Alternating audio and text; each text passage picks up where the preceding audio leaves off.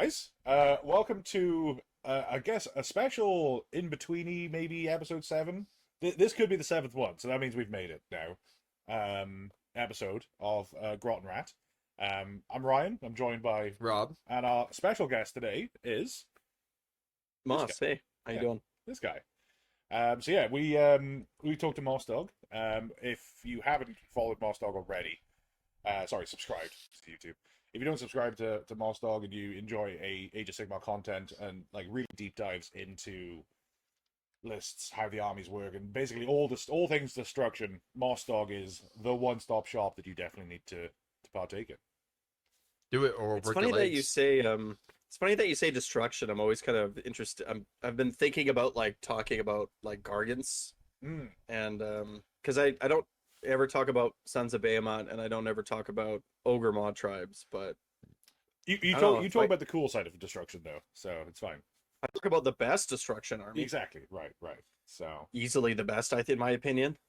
yeah, I mean, I definitely, I agree. Rob is forced to agree based on past results. Yeah. I can't beat them, so you might as well join them.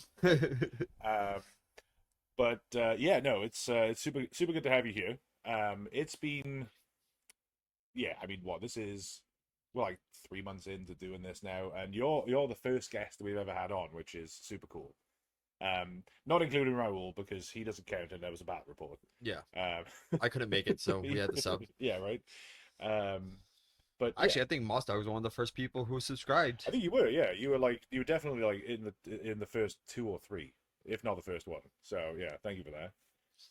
Yeah, we need more Age of Sigmar content. Couldn't agree Like more. we need more Age of Sigmar content on the internet, and I'm happy. I pushed you guys everywhere I possibly could, like in my local community, like in Discord. Like it's like, hey, like go check these guys out. They're like go support them. Like we Yeah. want more content, right? Like let's get more content going. And it's hugely appreciated too, because that's we were talking just before we started recording here. You know, our experience with the Age of Sigmar community since we started doing this, and even before, obviously, has just been overwhelmingly positive. You know, we are always having like positive interactions with people on whether it's like comments on YouTube, in Discord, people at local game stores that have watched our stuff. You know, it's just been great. And then obviously talking to other creators like yourself, I'm going to mispronounce it, but Mysodia and Jordan from Season of War, you know, everybody that we've talked to has just been like super cool, super supportive, and just great. But it's not hyper competitive. Right. I think we were just talking about that earlier too. It doesn't feel like I need to take the views from somebody else to get them on my channel. It's like we're all creating to like one pool of like really a community. It's a community pool. Yeah. Well, I was making this point before, but there's less content out there than people want to consume Right. by at least a single order of magnitude. Right. Absolutely. Right? No, but like at least that. Like I don't know how much Warhammer content you guys watch, but like I run out. I'm always looking for more stuff. Yeah. Right? I watch a lot of like right now I'm into these like I don't know how AI they are generated, but I know that there's AI involved. But like these like 40K like these 40K videos about like about just what, damn it, sorry, I don't know how to work my phone. But just like what it's like to be like in a I don't know, you know what I'm talking about. Daily life of guardsman type stuff, Daily worst Life of jobs Guardsman, of just the whatever. Imperium. what it's like to live on an agri world. Yeah. Exactly. Right. And it's like, okay, I'll watch that. Like Right. because there's Warhammer's cool. There's a few 40K channels that I watch a lot of. Like Luton is one of them. I think I've mentioned him on the podcast. Ocular Imperialis is another one. I don't know if you watch his stuff, but his stuff's great. It's also not AI, and he has like an incredibly soothing voice. I've been watching Adeptus Ridiculous with Bricky. Yeah, there you go. He started actually getting into the a little bit of Age of Sigmar stuff too. So Yeah. that's been an interesting watch. Pancreas No Work obviously is one of the big ones. And he's also hilarious. So What does a pancreas do anyway? is that Something about sugar or it's fat? it's insulin, I think. Oh, okay. What does a pancreas do? Oh my god. Yeah, I'm pretty sure. Digestion and hormone production, digestive enzymes. Yeah. Yeah, I think if your pancreas doesn't work, you have diabetes, Insulin. Oh. which is I Yeah. think that's the joke. Like his name is Pancreas No Work because I think he has Diabetes. type Oh. 2 diabetes. That's pretty funny. So yeah. But yeah, I guess we should talk podcast stuff so that we don't eat up all of everybody else's day. Oh, that's true. But one of the things that we want to ask, I think everybody that comes on the channel, because we did it at the very start with us, is what got you into the hobby and what was like your first introduction to it, boss? My wife and I were looking for something to do together, like just to share, like, cause we do, like, she's a nerd too, so we do a lot of stuff together. Yeah. And I wanted a game, and she wanted a craft. So we walked into a nerd store, and we were like, we want a game craft, and they were like, here's a Dominion box. Oh, okay. Or they're like, do you want this Dominion box or do you want this 40K box? And my wife is like, I like that one. There you go. So now I play Cruel Boys forever. Now I'm a Cruel Boy lifer. That's it. There you go. And then my wife, we got it home and took everything out of the box or whatever. And my wife and I learned the game together. Like, and we had nobody. Like, it was just her and I, and like Google searches. Yeah. There was no like Cruel Boys content on the internet, right? No one there's no Cruel Boy channel I could watch or anything. Right. And nobody talked about them because they were trash, right? They were a terrible army and nobody cared. Yeah. So we just kind of had to figure it out on our own. And she never painted. She never picked up a brush. She's like, oh, they're too small. I can't paint that. I'm like, okay, I guess I'll do all of the painting, I guess. So you wanted to start a hobby part of the thing, but you don't actually want to do the hobby part. But then she learned all the rules, and she's like a walking encyclopedia of a Okay. person, right? So she's like a book nerd, right? Oh. Like I'm like a game nerd, and she's a book nerd. So for her, it was like learning all the rules. And even now, it's like we're in my living room, I'm playing with a friend, and I'm like, hey, babe, like, what's the rule for this? And she's like, oh, it's the train rule, it's this and this. It's like, okay, thanks, babe. Oh, that's Like nice. she's, even though she doesn't play anymore, right? That's really But good. yeah, and then So that when was was that. law channel dropping is the real question. No, we actually might need to steal her for the rules Oh, part yeah, of the there you channel. Yeah, we because I think, talk about rules, I think that that's one of the things and I guess it's because the game is so broad, right? I think it's an area of the game where people can make mistakes very easily. Oh yeah. And it's silly mistakes too, like because I remember there was one point you were talking about or maybe it was Raul who was talking about building a Skaven list around using covering fire in combat. Oh, that was me. Yeah, With with your- the flamers. Yeah. Right. And it's like, well, that'd be great if you could, but you can't. So it's like, there's a whole rules interaction there that, led you down a wrong rabbit hole, essentially. So I think that what we're going to look to do is go through the rules that we see and that we've played wrong ourselves, and then kind of like do a deep dive on them, because I think that'll be really helpful for everybody. Yeah, you should break it up. Yeah. You could break it into little sections too, right? Because there's so like I'll play a game with somebody. Like I like to play games with like like professionally, like I'm a teacher, like I teach middle school. Yeah. And so being like a knowledge holder and like sharing what I know with other people is something that is just like part of my personality, right? Yeah. Like I just enjoy doing it, and I do it in like all different aspects of my life. But I'll play a game with somebody and I'll do something, right? And they'll be like, "Oh my God, I didn't know you could do that." Like I didn't know that was even like a thing that you could do. It's Right. like, yeah, like knowing all the rules and then remembering all the rules, It's huge. and then well, like it makes you such a better Warhammer player. Yeah. Because Right. I think in the very first episode, I think maybe it was the second one, and I think this is true, and I hold this to be true regardless of what anybody else says. But I think that the game is relatively balanced if all of the rules are followed. The game is Sure. much more balanced if all of the rules are followed correctly. If it feels unfair, you're probably doing something wrong. Yeah. To be honest with you. Not right all the now time, in but this edition, yeah, probably. So, no, that's super cool though. That's a great introduction to the hobby, I think. Especially getting into it with someone. I'm surprised it was a wife. You tried getting your wife to play, and oh I've- my God. Yeah, it's going to be a very cold day in hell before my wife picks up Warhammer in any meaningful sense. What you have to like, I have like I have lots of other nerd friends that I like around me, right? That play like D&D or like whatever in Magic the Gathering, Sure. and I never like try to force people or try to convince people to get into it Right. ever. I'll just be like, check this out. Like they'll be over at my house, and like obviously I have all these models on Yeah. everywhere, right?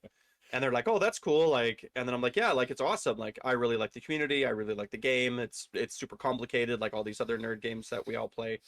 And that's it. I never like try to push anybody, because if you're not like super into it, then you shouldn't. Right, right. Like don't waste your money. It's either like that's amazing, I have to do that, or it's not. Yeah. Like when I first started playing Magic, like a friend of mine introduced me to Magic the Gathering, and immediately I was like, this is amazing. These cards are fantastic. Like I love this idea. And now I'm like hardcore into it now after 10 minutes of playing. Yeah. If that's not the feeling, then pass. You know? Right. And I think that that's super important, is that, you know, you could try, it's you can lead a horse to water, you can't make a drink kind of thing. And like my wife is like super into Harry Potter. I mean, like wildly into Harry Potter. I mean, she's read the books, like physical books, a dozen times, and she's listened to the audiobooks 10 times more than that. I'm not kidding. I think she's read the books like 100 times at this point. And I was Yeah, like, my wife is the same. and I was like, there's got to be some in the Venn diagram of like the Harry Potter fandom and Warhammer. There's crossover for sure. All I'm hearing is you is like, I'm gonna make a Harry Potter tabletop battle game, There you go. and I can see it. You know what I mean? I mean, you got Lord of the Rings. You know that Harry Potter has enough monsters and things to put on make a battlefield. You know what I mean? Well, we gotta just make Quidditch, but in Warhammer that isn't Blood Bowl. But I mean, if you really think about it, Quidditch and Blood Bowl are kind of close together. Yeah. They are both very violent sports if you really look at it, bro. That'd be an interesting one to do. But yeah, so I've been unsuccessful with Dungeons and Dragons and with Warhammer, getting my wife into it. So yeah, D&D is an easier sell, I think, yeah, than Warhammer. I think With so. D&D, it's like you just have to sit there. Right. Like you know, it's different. It's like you don't have like the rules are way. If you want D&D rules to be simple, they can't. If you want Warhammer rules to be simple, they can't.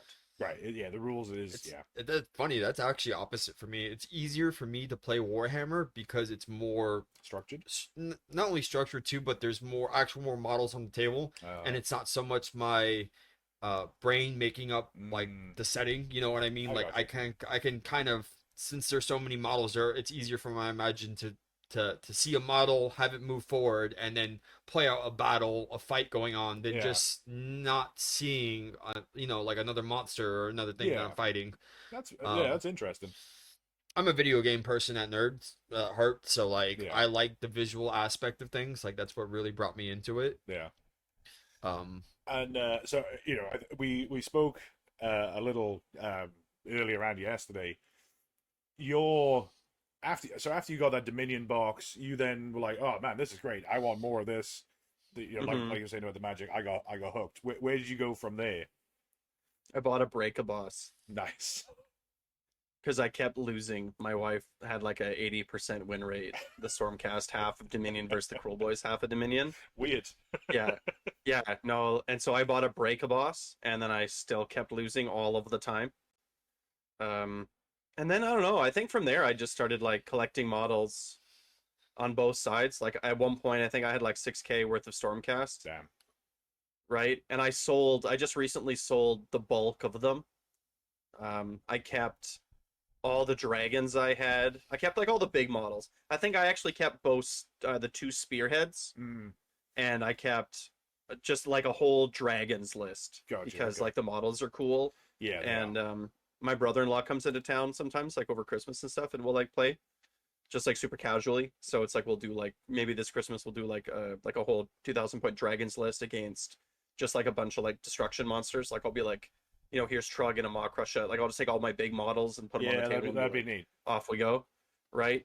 And just have fun with that. So, and they're cool. Like I'll use them for like D&D and stuff, right? Like just a whole bunch of dragons. It's funny. It's neat. I lied to myself a lot when I was getting back into the hobby that I was going to use all of my stuff for D&D, and I've used exactly 0 minis that I own for. Oh, I've used them a bunch. I've had a like I don't play a ton of D&D, and I tend to play like I'll do either like one shots. Like I'll be like, oh, like this is a Christmas game. Yeah. Like so, like if I'll have some friends over, we'll play like a one-time thing, or I'll do like once a month for 6 months. Right. With a group. And it has a very clear start. It has a very clear end. Like I took the book Gloomspite. I'm not sure if you guys have read it Yes. or seen it. Highly recommend. Yeah, But super I good just book. took that book, like, and the first time I listened to it on Audible, I was like, this would be a great D&D campaign. It's exactly a D&D you're campaign. really, yeah, that's 100% right. So That was I such a did. good book. Yeah, Yeah, it was fantastic. Andy Clark, right? Like yeah, his stuff, he's great. his For Destruction is sweet. I actually just yesterday or the day before, on the drive home, just finished Dominion, and I've been chewing through Dominion for forever too. Yeah, that's a good one too. Yeah, and I'm trying to get through Skaven and Kragnos. Um, they're a lot more. They feel more like they're enjoyable, but they feel much more like a slog. Mm. So like I I kind of don't. have to, Yeah. yeah, I have to like flick between the two of them. And then one of Gloomspite, you're 100% right. That's honestly one of the best ones I've read lately. My standout favorite though, and I don't know if you've ever read it, is An Archonauts Oath. The one that is Drecky Flint. And honestly, it's peak Warhammer. It's so good. You'd love it, I think. Because it does have a pretty hefty destruction presence in it. There's some chaos too, but it's yeah, there's a I'm not gonna spoil Yeah. it because like if you do the audiobook, it's amazing. But there's like just some incredible scenes in like the last quarter of the book involving destruction. And yeah, 100% recommend that one. I like I read that or listened to that Gazgul one. I can't remember what it's called, where it's like from the orc's perspective. Yeah. Like if it's from the perspective of something in destruction, I'm in. Yeah. When it's about Stormcast, I'm out. Yeah, because But unfortunately, it's like I tried with like like Dominion was fine, but I only really enjoyed the parts where they were like what that was about the Cruel Boys. yeah. And that other one that you said, Skaven Tide, it was like I gave up. I for whatever reason I think Rob from the Honest Wargamer says this all the time, but Cities of Sigmar should be Yeah. the center of Warhammer, and I agree Yeah. completely. We It's like the Stormcast should sit in the background and Yeah. be this ominous part of the story, but it should be like the perception of Stormcast from regular people. That's yeah. way more interesting. Like the fear and the awe and the it's way better than like I'm a robot. I fight with a speak. Yeah, Like, right. it's just, whatever. Because we've talked about that before, and it'd be cool if they did it. I don't know that they will, just because it feels like they need the Space Marines to of AOS. Basically, they need that feel, right? Like you look at a Space Marine, you go, oh yeah, no, that's super cool. I want to play as that guy. And like if you've got incredibly cool looking Cities of Sigmar models, I think that people will still get into it. I don't know. It'd be cool if So they did. it's essentially Stormcast should be more like the Custodes of the Warhammer world. Essentially, you I can know see what I that. mean? Like Yeah. cities are the main bread and butter, and you don't ever really see the Stormcast until like, oh shit's hitting the fan. Yeah. Suddenly they thunder down, and you're like, oh, that's cool, but I'm fucked. Yeah. Yeah, take cities. I think they're doing this anyway. Get rid of like the elf, get rid of the dwarves. If you're gonna have elves and dwarves in cities, have them be characters. Yeah. Like don't have them be like they can still be in the army, but don't have them be the infantry. Don't have them be like you know the bulk of the army. And then why not make some Stormcast units for cities? Why not have like a handful, like a couple of elite units and a hero that is like they're just Stormcast models, but it's their Cities of Sigmar. Yeah, that would be Like, pretty I can cool. see that with especially with the dragons being there, like you know what I mean. Like Mhm. they're the heavy firepower. You bring in the dragons, Yeah, and the super thick boys. That would be Yeah. pretty cool. Yeah, I could Make them a regiment of renown, Yeah. Yeah, right? yeah. Because And then but they're included in cities, and you could take them in Stormcast. You can take them in Seraphon, right? Yeah. Yeah, you almost want like the Black Talons, but like not. You want them as like specifically a I don't know, like you call them the Defenders or something like that. But like But then you can still have the Stormcast. Like you know, you can still have that Stormcast presence. right. Right. I don't know. Whatever. Like to be honest, it's a bad idea to talk publicly about GW or about ideas for GW. I've been told directly from people at GW that if like someone has a really good idea, that they can't use it Oh, really? because there's like because there's the possibility that people will like come back and like sue and be like, and you know what GW's like with their litigation and their yeah. like they're this big corporate engine and they have a legal team. Right. right? So if you're like me and Aaron Newbaum at one point did like a whole Cruel Boys, like, what would we do with all the rules? And in hindsight, it was probably a bad idea because all of our good ideas are now scrapped, Well, I'll say this out right? now in case GW's watching. You don't need to pay me money. Just give me models. We'll call it a wash. You can use all my ideas. Just Yeah. give me a few No, models. We'll be cool. Or just have me sign a piece of paper. Yeah. Yep. Like, why even just like have a like? Why not have like a like? There's I can't remember what it's called. I'll just look it up right now. But there's like a group for GW that does like feedback surveys. I think they're called the Grand Conclave. I can't remember what they are. Okay. But it's like you get these like surveys that come out like with new battle tomes, with new additions and Oh, okay. whatever, and then you like answer all these questions and give feedback to GW. Huh. So it's like, but you like kind of agree to be part of the group, and then you agree that the data, like you agree, Yeah. and yeah. so why not do the same thing and be like, hey, like we're starting the new OBR book or whatever. Like here's like a survey, like what would you like to see in the OBR book? Like what Yeah. are some interesting thoughts or ideas that you have? And then as the development team sits down or whatever, they can be like, well, this is what like the community thinks. Like what does Cruel Boys need? Yeah. Right? I think that it would be they're never going they're probably never, I say never, they're probably never going to. It would be really interesting to get even just a little peek behind the curtain, a peek behind the curtain on the process of it. Like, we've got some glimpses in it from people that have worked there previously. And I forget the name of the channel. There's the guy, he just recently put out a video. He's the guy that originally designed Warcry. How's his name? If you go to YouTube and put in "I designed Warcry," his video will pop up, and like he has some really good insights into um, the design process and all that kind of stuff that they go to there.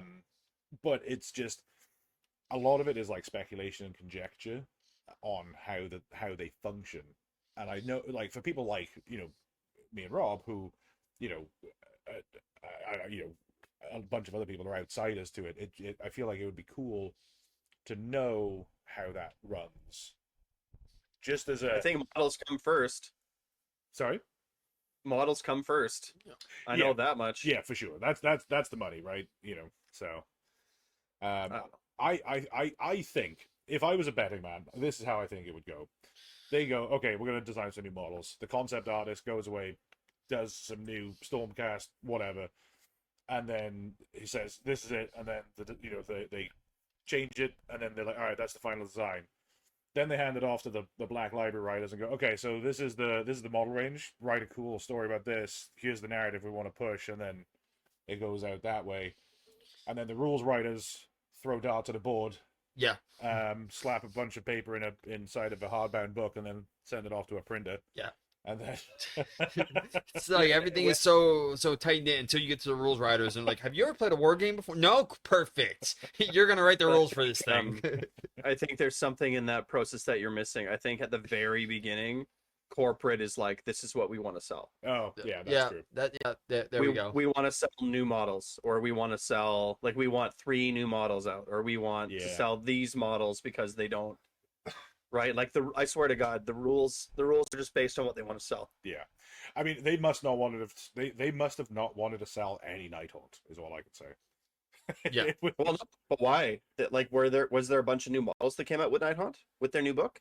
No, it was just that one, and I guess the Sepulchre, right? That was it. Yeah. So it's like, okay, there's not a ton of new Nighthaunt to sell. Yeah. Was there a bunch of new Feck to sell? Was there a bunch of new? No, I guess with the Flesh Eater Courts, though, I think that because their release came at the very tail end of third, I still feel like they are still new enough that they maybe... Sure. You know what I mean? And then they either do or don't do a very good job of that. Yeah. Right? And then on top, it's like the actual execution. Like, did they want to sell Dominion boxes? I'm sure they did. What's crazy to me is you can still today pick up a Dominion box for like $100 because they I don't know whether they overproduced them or whether they were undersold. Or no one bought them. Really? Well, maybe both. Well, like the Cruel Boys, like people, I don't know. I also think it's an error to sell Stormcast in every launch box. Personally, Yeah. like it's like I don't know. Like when you buy a launch box, like you're a Skaven player, right? Mhm. But when you buy the launch box, aren't you kind of like, oh, Like, I don't want this Stormcast.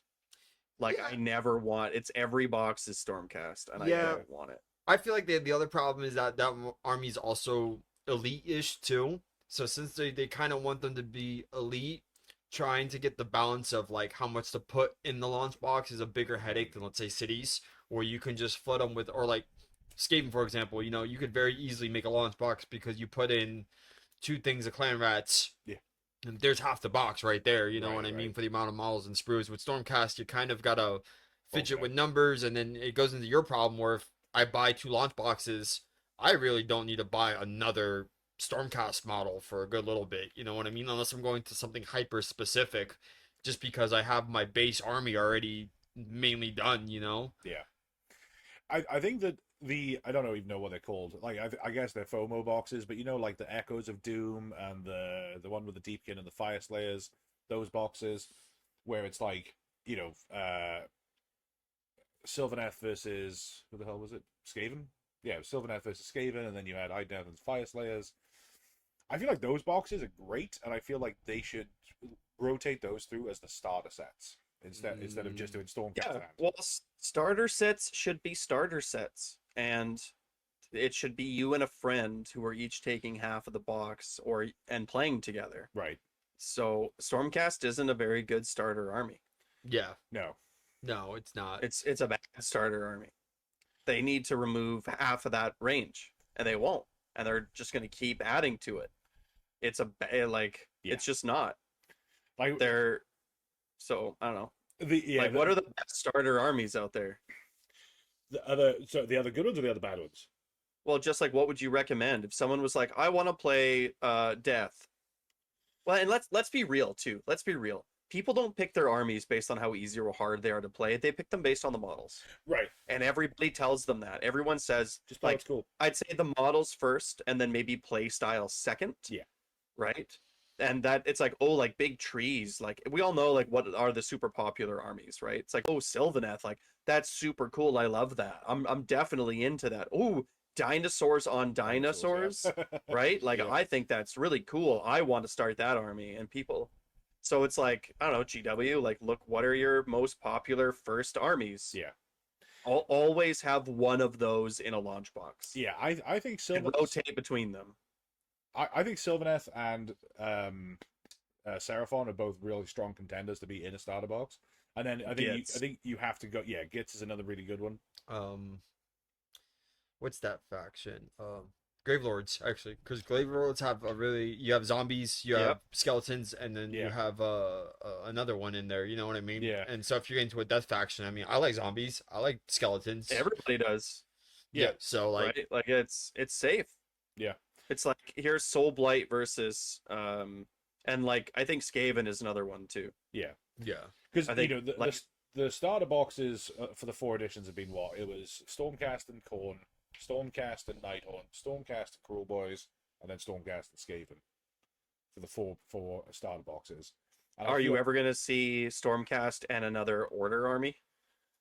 Ooh, that'd be I mean, I don't think so because you won't. No, because right, they're not going to do that because of the narrative, Right. So like, why not replace Stormcast with another Order army instead? Right. Or you can even do like a Death versus Chaos, like they're going at it. You know what I mean? Yeah. I mean, because Order is the most representative of renown. Yeah. I think because and then they can be the Stormcast presence. Like it's I don't know. Whatever. We should stop talking about ideas for GW though. Oh yeah. No, we're gonna use them. It's tempting. Like I know it because it's like this is like what we want to see, right? But it's if we keep talking, the starter box is just gonna be some dice next time. Yeah, out of spite, they're gonna be like, oh, they don't like Stormcast. Well, the new box is gonna be Stormcast versus Stormcast. Yeah. How do you like that? Warrior Chamber versus Ruination Chamber. Yeah. Really stick it to them. Yeah. Please no. But yeah, so the one of the things I really wanted to get your not take on, because I'm going to say take, but that's not really what I mean. I know that you do a lot on Tabletop Simulator, which is something that Rob and I have never done. And I could definitely see the benefit of it. My problem is and this is really weird considering the barrier of entry to Warhammer itself, but I feel like the barrier of entry, as somebody that's never done it, is quite high for TTS. Why? Well, because I'm pretty good with computers. It's a whole other group of people that I don't know, that I need to like figure out. Okay, so I've got to learn how to use TTS to play the game that I know how to play, and I almost feel like I'm going back to very basics by doing that. You know? If you're shout out to my friend Eric. If you are useless on computers, like if you are useless on a computer, it's difficult. It's difficult. If you're like, I'm on a trackpad, it's difficult. But if you're proficient with a computer, like if you're a millennial and you know how a computer works and you know how to use a computer, Yeah. it's the barrier to entry is incredibly low. Okay. It's a $10 app and everything else is free and everything works kind of how you would think it is. Like there's nothing overly complicated about it. Okay. And two, I don't play a lot of full games on TTS. What I do in TTS is I go in and muck about. Okay. I'll like go in with a friend and we'll deploy. And then we'll talk about how we deployed and why it works and why it's bad. And my friend will give me their feedback on my deployment and I'll do the same thing back. Yeah. Or maybe we'll play the first round, because we all know that as you play a game of Age of Sigmar, I'm not sure about 40K, but the importance of what you're doing decreases every round. I'd say probably exponentially. Yeah. Right. If you make it to round and that's why they're so exciting, because they're so rare. But the chances that you're playing in the 5th round and there's a decision that's really important, that happens once every like 50 games. Yeah. It almost never happens. By round 5, the game is usually already over. So deployment, first turn, those things matter so much. And so in TTS, in an hour, you can do 2 round 1s. You can deploy and take round 1 and then reset, click a couple buttons, reset the whole table. Yeah. Right? New terrain, new map, new everything. All the models are taken off the board, and then you just do it again. Right? So like it's not like here. Yeah. Yeah, we do it physically, and it does take a little bit to Yeah. pull everything off, to reset, and then redo it again. So I can see the benefit of. Oh, for sure. Funny, just You're a just side doing it note. way faster. Yeah. Just a side note. I feel like, funny enough, being a semi-new player, I think rounds 4 and 5 mean more to new players, because if you're both new players, you made so many mistakes in your first round in the deployment phase that you actually cannot determine what's gonna happen. You know what I mean? I feel like the more experience you get, the less rounds 4 and 5 actually matter. Yeah. But I played a lot of games where, like, me versus another new player, rounds 4 and 5 actually mattered, because we've made so many mistakes that It's messy. Yeah. Yeah. We're actually fighting for those last 2, 3, few points, you know what I mean? Because it's coming down to the wire. Yeah, you made your mistakes in round 1. You spend rounds 2 and 3 and maybe some of 4 clawing it back, and then 5's the decider. Yeah, exactly. Yeah, whenever I play against an experienced player, it's always over in round 3. Yeah, always. Yeah, you know what I mean? It's like you have a new list that you're trying to whatever. It's like put it in TTS, go round 1, you'll get a feeling of it. Yeah, you'll be like, you know what? Like, this army really lacks chaff. It really lacks stuff in the way. Do you know what? Like I'm gonna struggle with my battle tactics. Right. Or like oh, my friend will be like, oh, like I want to see what this army is like against a really elite army and then against a horde army. I want to see how it feels against those two types. I'm like, cool. Here's like tons of squigs. Right. Like I'm just gonna make a list that's what you want to test, and then I'm gonna be like, here's Gargants. Right. So like how, and my friend's like, oh, like it's interesting how it feels, right? Or like how does this list play on a map with 6 objectives? Like, is it awful? Like, does it suck? Yeah. Right? So do I want to play more of a middle, or is it okay? And then I can, like, how weak is my biggest weakness? That's a really interesting take on it. And I mean, Rob and I, we've said this before, and I don't think we're not, obviously when we play the game, we want to win. Because if you don't play to win, then you can still have fun, but you're not a good opponent. Right, exactly. And like, Rob and I, when we're playing together, especially when we're testing out a list, we'll be incredibly gracious with each other because we're trying to figure stuff out. And it's like, right, okay, well, Sure. I see where this weakness is. If you don't mind, I'm going to walk this back and do another thing, and that's great. If you have it where you can do that way faster, where it's like, right, I screwed up my entire deployment, and obviously I can't just change that because that changes everything you would do. But if you can just do that at a button press, that would be great. But because we're not hyper competitive, we are competitive for sure. I say like casually competitive. Yeah. Then I think that being able to test that stuff out, it's basically it's the Warhammer test server, right? That's the best way to describe Yeah, it. that's yep. So it's like I will play games, but not very. I'll maybe I don't play a ton of full games, Yeah, right? Another big advantage too is that like it's just the learning per hour is way higher. yeah, Like my buddy Tyler doesn't have to leave his house.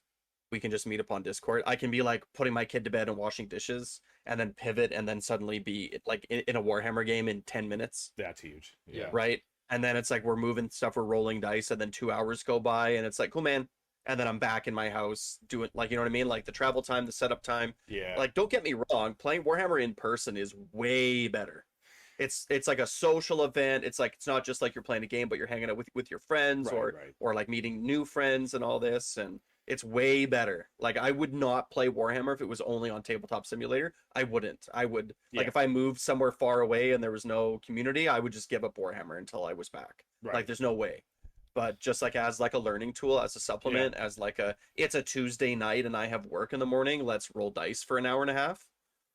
That's super Right? good Or because like- that's what we're doing now. But then invariably it's like Rob will come around and it'll be like 7-8 o'clock at night. We'll get a game going. We'll start by 9 o'clock. It's midnight 1 in the morning, and then we have to like either put stuff away or leave it set up or whatever. And then Rob has to go home. You don't live far away, but still, it's that thing where it's like, well, yeah, if we'd been on TTS, this could have been. Yeah. Well, the other Yeah. big benefit I can see with TTS too is the financial commitment. Yeah. So if I want to actually try, like, I don't have to buy a Thinkwell model to see how Thinkwell will play for my army. Yeah. You know what I mean? Try before you buy. Yeah, exactly. I don't have to commit to 60 clan rats to see how they'll play. You know Yeah. what I mean? If the Sure. numbers are good or not. Yeah. My A friend of mine just got into it. Sorry, go ahead. Go ahead. Oh, I was gonna just say my big question is how heavy is it to run on the computer? Can you get like a cheap computer, and do your specs have to be somewhat decent to get it to run good? I guess that's my don't know. my biggest hang up on it. I think if we're being honest, so I have about 300 hours in TTS right now, but I think that it's relatively easy, but I think the game is really poorly optimized. Mm, So I think that it's not like there's not a lot of graphics, Yeah, right? But I think it's janky, and so like it's a $10 game. yeah, Yeah. So it's like I think that the best thing to do is you just try, because if it sucks and it doesn't work, it's only like, $10. okay.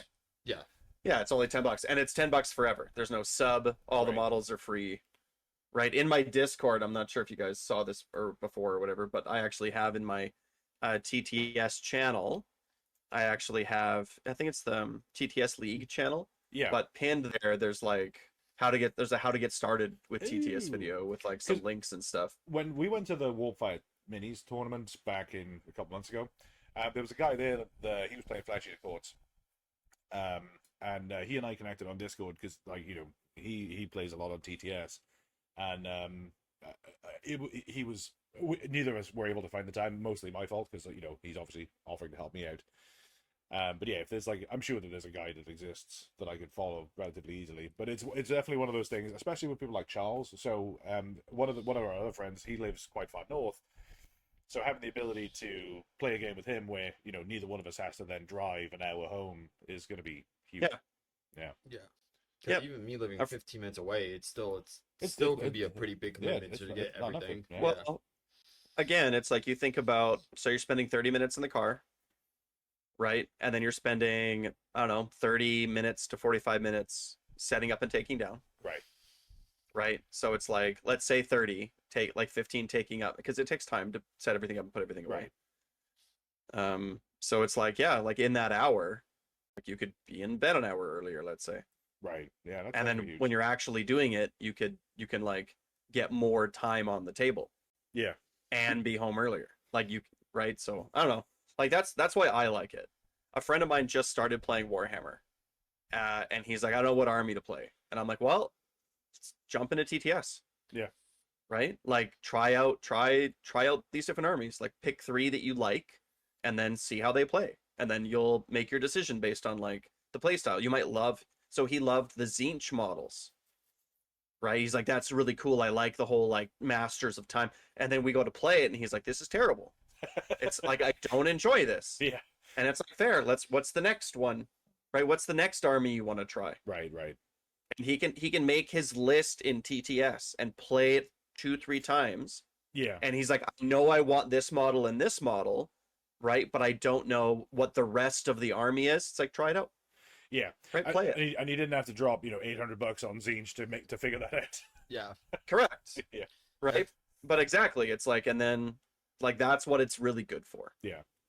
You might be selling me on TTS, to be honest with you. Yeah, it's something that I've really wanted to try and get into, because like I know that a lot of the really competitive like people that are at a lot of the tournaments of that the really good players are using it as that tool.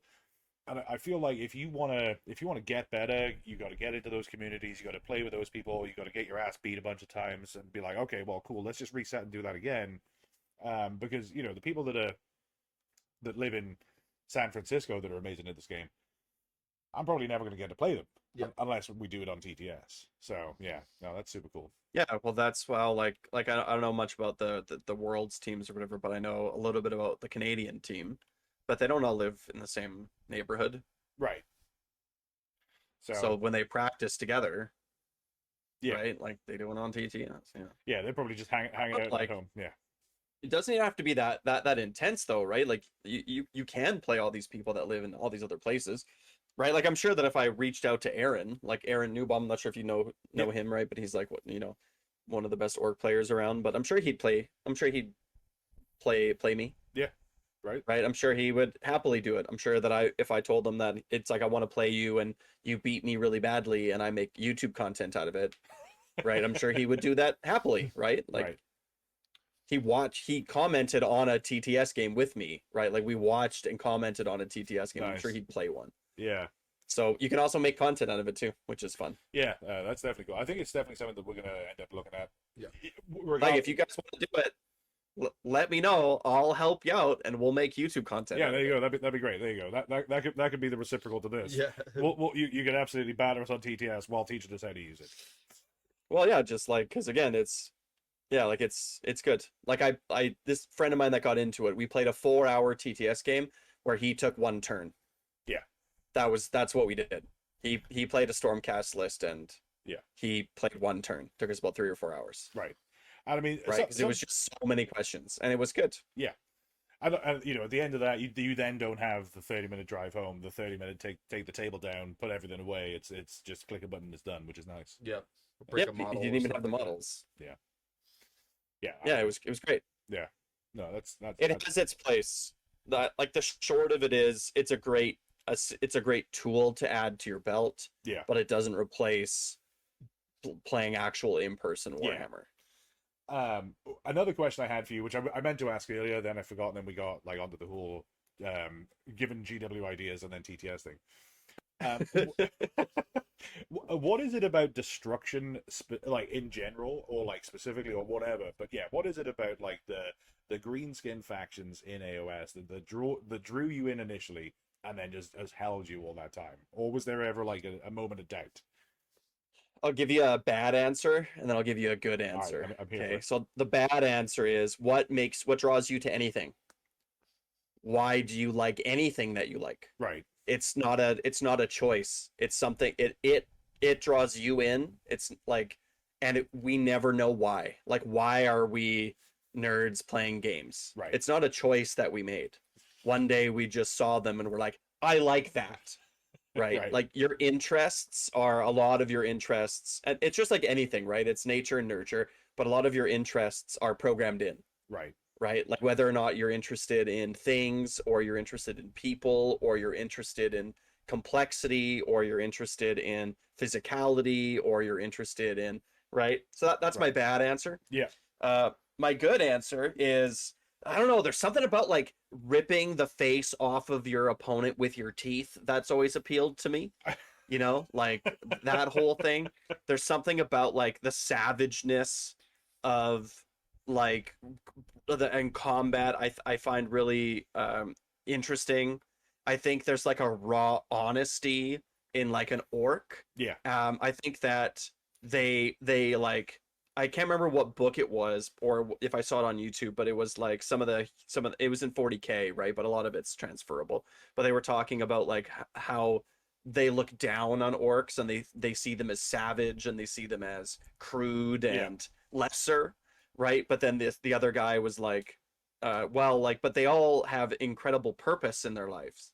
They know exactly what it is to do, and they have a great time doing it, Yeah. right? Like you won't find another creature who's as sure of themselves and as content in their life as a greenskin, Right. right? Yeah, So there's something about that too that I really enjoy, that I really like. You know, it's like we're just crumping, right? We're crumping, lads, and it's good. Like, and it's good. There's Right. It's a 40K. I don't know whether it's not really a reference, but it's like it's a 40K, I guess, talking point where it's on a space hulk full of corn demons and orcs. The only people having a good time are the orcs. So Yeah, but they're having a good time no matter what. Like Yeah, it doesn't matter, right? Like as soon as they're not having a good time, they're gonna immediately start fighting with the nearest orc, Right. and then start having a good time, yeah, right? So it's like, I've made this point before, like on my channel or whatever, but like it's a great way to play Warhammer too. Just like as a human, like as a player playing, it's like as long as you're fighting, you're having fun, Right. win or lose, mistakes or not. yeah, Right, like your models are on the table, you're rolling dice, you're having fun. right. Right, you're 0-5 at a GT, you're having a good time. It doesn't matter. Right. There's a guy that is in our local community here. He goes to Hey Wanna Play. He came down to the Phoenix Ash tournament, and like he's just a super incredibly good guy. And he and I have played in the last 3 tournaments. We've been matched up together first round 3 times, and it's really fun because I said to him the first time that we ever played, I was like, hey man, my army does one thing, I do one thing, I'm gonna just go forward and fight. That's it. I don't know how to do anything else. And he's like, all right, awesome, man. And then every game I do the exact same stuff. I go up, I fight, and if I win, I win, and if I lose, I lose. And it's just we're laughing, we're having fun the whole time, we're joking around, and it's all my games are like that typically. There's not really there's not really a great tactical depth to my brain where I'm like, okay, well, if I'm not playing chess, I'm playing tic-tac-toe. Yeah, do you guys play Magic? I haven't. I have a bunch of friends who play Magic. I've been creeping on the outside of it. Um, but I have yet to pick up a card deck yet. I have played one game of Magic the Gathering, and it was at of all places, it was at a convention in Australia. I just happened to be in town for, and they were giving out starter decks basically. And I played one game, and the guy was like, "Oh, do you want to play? What are the options? Like white, blue, green, black, or red, or whatever it is?" And I was like, "I don't know, man. Give me the white one. That's the one on top." And I played that. It was a fun time. But I was like, listen, I'm already addicted to plastic. I can't add paper to Yeah. that list. So, Yeah, you sound like a maybe green red player. oh yeah, Well, it's like I march up. I want like big, fast punch. yeah, Like that's what Iron Jaws are. right, Iron Jaws. Well, if you're playing like a big pig list, you're green red. If you're playing an infantry list, you're like red. yeah. I think I play my Cruel Boys more like I should play Iron Jaws. I think Yeah. because like I agree. huh. I agree with you. Yeah. I saw your your battle report. Oh yeah, of course. If you're playing Kragnos in a Cruel Boys list as a casual competitive player, you really just want to play Iron Jaws. So the thing is, the way that I played against Raoul on that battle report is honest to God the way I've played every one of my last 10 games. Like Yeah. My opening move is the exact same, and I'm sure Rob could tell you pretty much what it is, but it's auto run the reinforced block of gut rippers, run the Marsh Crawler up behind her, keep Kragnos close enough. 3d6 charge Kragnos. And that's it. And then whatever happens after that, that's left to the dice. Yeah. Spawn them the Gorgor, get +2 to cast. Yeah, gotta get that off because I gotta get the +1 to save. Fucking critical So I do 5s on the Gut opposite. Ripper squads. That's it. +1 save. My first turn's always like unpack my castle as little as possible.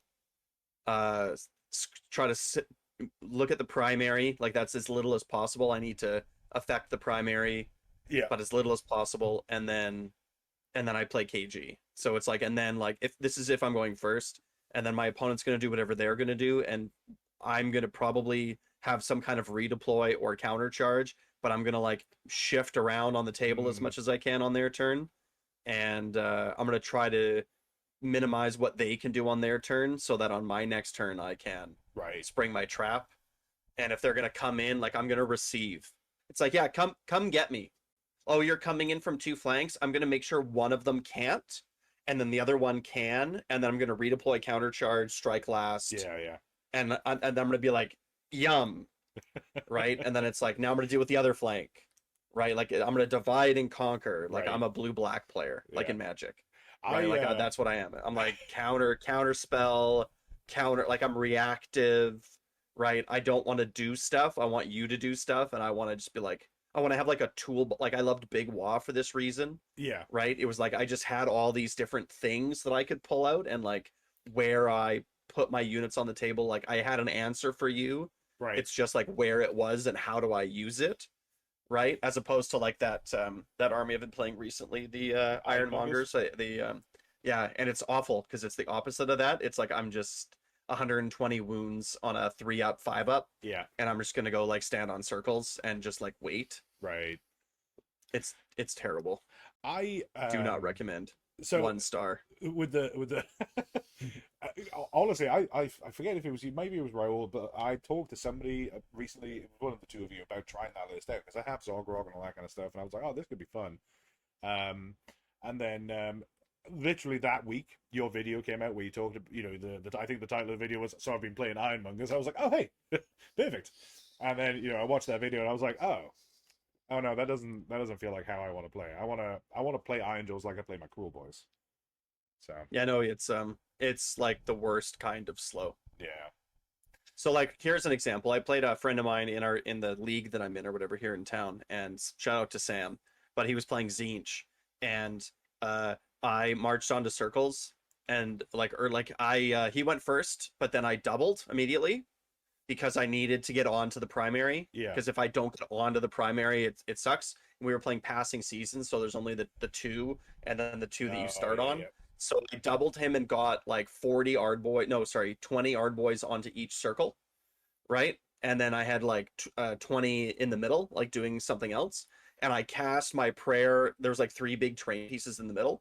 So I was able to like by my second turn, I was able to have 3 out of 4 of them. Oh, nice. And then like, because before the game we talked about it and like we explained and like, you know what I mean? Like I really made sure that he knew like what I was going to do. Yeah. Because I don't like gotchas, right? I want a fair game. Yeah. I don't want my opponent to feel like they lost because like I didn't like tell them what you know what I mean? Yeah. So I really explained it.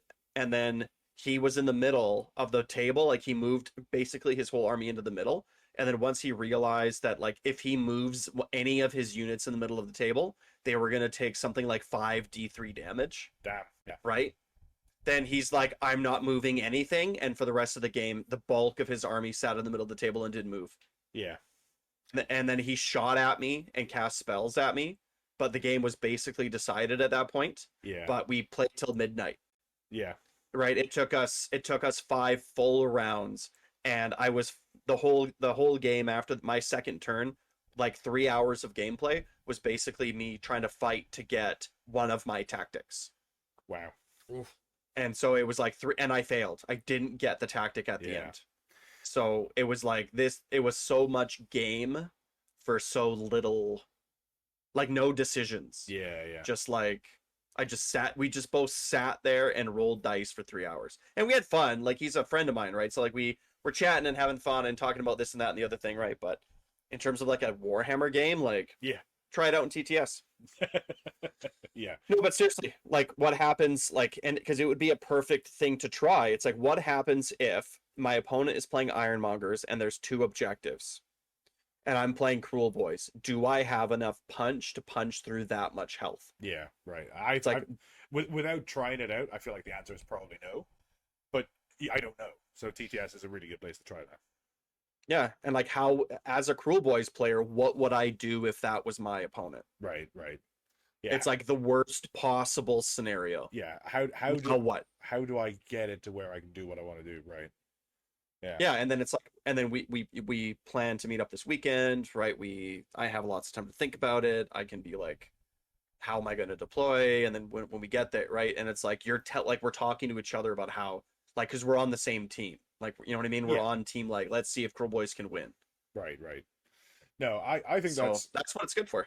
yeah, and I think that's what you just said there. I think is one of the big things about the Age of Sigmar community, is while everybody does want to win, nobody is trying to do it by any means necessary. You know, you go on YouTube and especially 40K content, and maybe this is just like a bias towards more people creating 40K content, but I don't think so. there's a lot of stories out there of people at tournaments that are cheating, or whether they're playing in a disingenuous way, I think is the best way to put it, to where it's like, you know, Yep. like I'll tell Rob, and I'll tell every opponent, whether it's in a tournament or whether it's in my house or whatever it is, I'll tell them what I'm going to do, because, you know, it's going to happen. And if they have more stuff that they can use to make it not happen, that's great. But, you know, Yeah, I play a big by intention too. I did that at Phoenix Heights where I was like, yo, tell me what your intention is, and if you're setting up or you're doing something that's not going to achieve what your intention is, I'll straight up tell you. I'll be like, hey, Correct. you're trying to have these models not get shot, but if you move them 2 inches to the left, I'm gonna shoot at him. Like, exactly right. you know, so I'll pull up my 3-inch widget and I'll be like, is your intention to pull this guy in combat? Exactly. Yeah. Because you are. Right. And They'll be, oh no, and I bet it's like, okay, and then but I feel like a 40K player would just sit there and say nothing, and then later be like, no, you moved within 3. yeah. Yeah. See how you're just barely within 3? You're like, agree, right? You are within 3. Okay, so then I move. Exactly. Right, but it's like that's the difference. It's like, is Yeah. your intention to get within 30 inches of my caster? Is your intention Right. to like, right? Like, is that your intention? Exactly. Are you trying to pile into this monster? You are? Okay, cool. Good. Yeah. Just I think that is honestly one of the biggest things that I've seen with the AOS community, is that everybody's that way. Yeah. And long may that continue. And I don't know what we need to do to foster that more than we already are. I think just keep playing the way that we are, but like, long may that continue. yeah, it's great.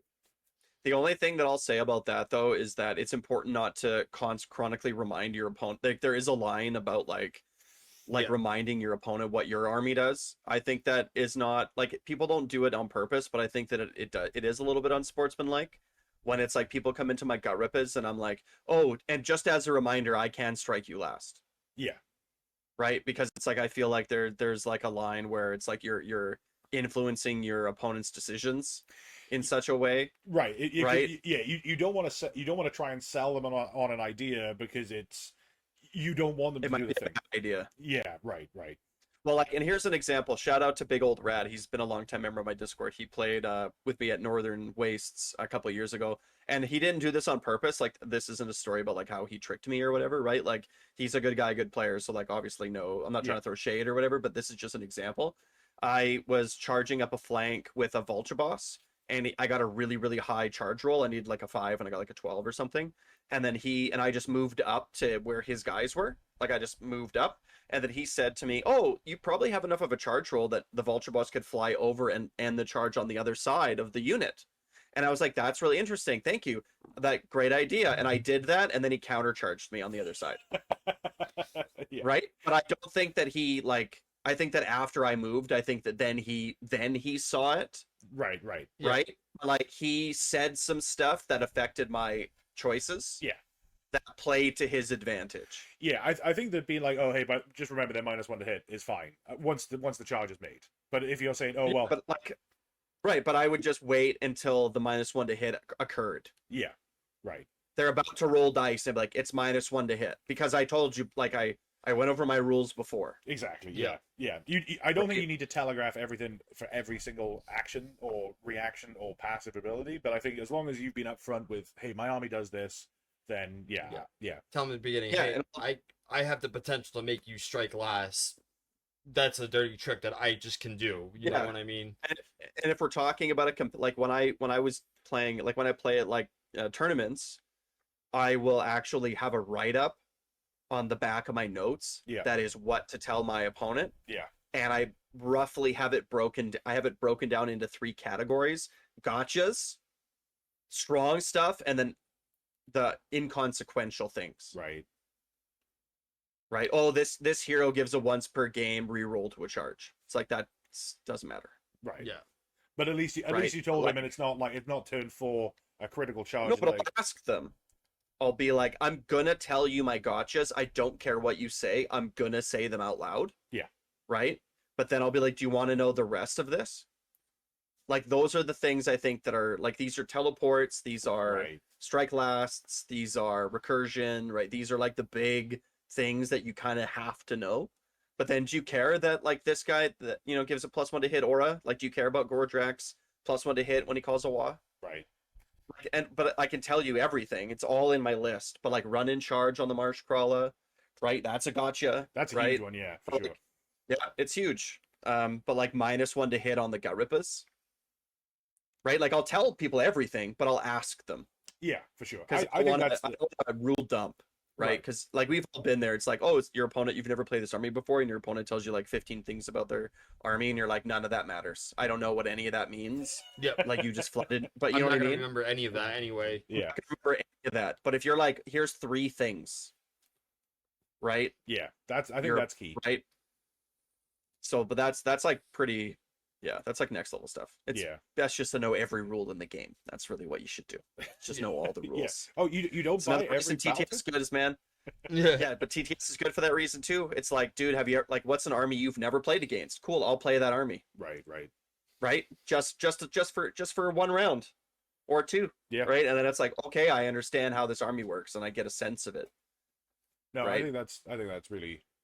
It's nice to see. I mean, it's good to see that it's everywhere in the Age of Sigmar community. That's like the prevailing wisdom, I guess, too, right? It's not like we're doing it differently to how people in the UK or Europe or wherever are doing it. It seems like AOS in general terms, it's everybody's that way, which is great. Yeah. So it's just the player base. Yeah. It's just the kind of person that's drawn to this particular thing. Right. I used to play competitive Magic. Right, competitive Magic is like competitive 40K. Yeah, that's how it feels. Oh man, right? Like you get basement nerds, right? Yeah. So like it's different. It's like there's a guy at every single competitive Magic tournament that hasn't showered in 2 months. Oh, right. Ooh, but you know what I mean? It's like that's just what it's like. I'm sure it's. I know it's the same as 40K. Yeah. There's a guy who's like not friendly, who's just there to win, and who's going to be a dick the whole game. Like there's one in every community. Yeah. In 40K. At least in one. AOS, at least where I live, like at least one. But where I live, those people they're not part of the community. Yeah. They've been asked to leave. They're rare enough that when one, like my Discord has 1,000 people in it. Yeah. Okay. I've banned 1 person. That's great. Yeah. Jesus. Okay. I play Ashes of Creation. It's like it's an MMO in its alpha. For all you video game players out there, hit me up if you're watching this video. Like, if you play Ashes, come play Ashes with me. We've got a guild. It's sweet. But like I've banned like 5 or 6 people, and there's like 100 people in the Discord. Yeah, that's a pretty good ratio. The ratios. It is a pretty good ratio for an MMO, but 1,000 to 1, like. Yeah, that's great. And it was egregious, right? The guy in my AOS Discord, it was egregious. He was like picking fights everywhere. He was fighting with it was ridiculous. He was insulting people. Like it was way over the top. But besides that, everybody is super chill. Yeah. Like it's like I never have to do anything. It's fantastic community of people. Yeah. It's the thing that's kept me in it probably more than anything else, to be honest. Yeah, and I think the more people that are doing the kind of stuff that we are doing, and then there's obviously the bigger channels too, like Honest Wargaming Network. You've got I don't even know how many they've got, but I feel like they're always doing battle reports. But like Season of War, what's the other one? AOS Coach is a big one. Yeah, AOS Coach. He's great. There's obviously the bigger channels that are the. I guess they're the big draw, and then I feel like there's the you're in the, I think, like, I don't even know if it's like medium to high for AOS kind of category. We're obviously significantly low down. We're brand new. We've been doing this like 2 months and all this kind of stuff. But I think the more people that do this, and the more, I guess it's a half and half thing, right? The more people we can attract to the hobby, the better the hobby will be in general terms. But then do we start pulling in the sweats? The sweats, yeah. Which I feel like I said, with as long as everyone gets the general premise of like even from your top of the top to the lowest of the low, preaching the same thing about good sportsmanship, playing like intentions, like even if we draw people in, you know, everyone will come in with the idea of no matter where I go, who I watch, they're all preaching the same thing. You know what I mean? I feel like it'll self-regulate pretty well. That's fair. Yeah. You know, it's not like there's going to be a difference between like the high end and the low end. You know what I mean? Right. If we're all drinking the same Kool-Aid, you know. There you go. Maybe. Hopefully. Right. That's the end goal, you know. Yeah. Talking of end goals, what do you see as? And I know this isn't really, this maybe is idea stuff. So maybe let's talk specifically about you. Yeah, let's talk specifically you, not like I don't want this video to turn into top 3 things Mossdog wants to see from destruction. Oh my. But what's your next hobbying goal, or you know, what's your next Warhammer goals? Whether it's with the channel, whether it's with the armies, or whatever. Here's 2 things. How about, so I'm getting pretty close to being finished collecting models. That's huge. I'm never starting a new army. I'm locked in. The way that I collect is I collect the entire, like it's just who the kind of person I am. Yeah. But I just want all of it. Yeah. Right? If I want to play 60 Ardboys, I can't. They're painted. Yeah. If I want to play 30 Brutes, I can. They're painted. Right. If I have 5 big pigs and 16 little pigs. There you go. 16, 15, nope, 18 little pigs. So I can play Ironmongers, I can play Kragog's Stampede, and everything in the middle. Right. Right? I have a Sludge Raker and a Swamp Boss Scumdrack. I have a Kiloboss and a Gobsprak. Like, I have all of it. And I could pull it out and put it on the table. Whatever I want to play. Yeah. And I love that. I love that flexibility. Oh, there's a change in the points or a change in the rules or whatever. Cool. I can field that today. Right. Right.